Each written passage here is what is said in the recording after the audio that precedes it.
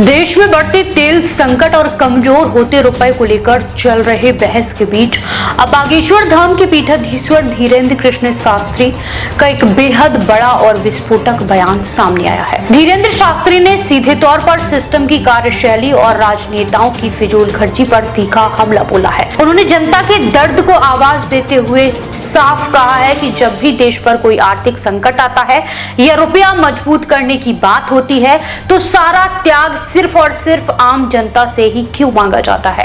धीरेन्द्र कृष्ण शास्त्री ने एक कथा के दौरान अपने चिर परिचित अंदाज में सरकार और नेताओं को आड़े हाथों लिया। उन्होंने कहा कि आम जनता से तो बार बार यह प्रार्थना की जाती है कि वे डीजल और पेट्रोल का इस्तेमाल कम करें, गाड़ियां कम निकालें, लेकिन काश नेताओं के चार्टर्ड प्लेन्स की उड़ानों पर भी ऐसी ही कोई रोक लगाई जाती।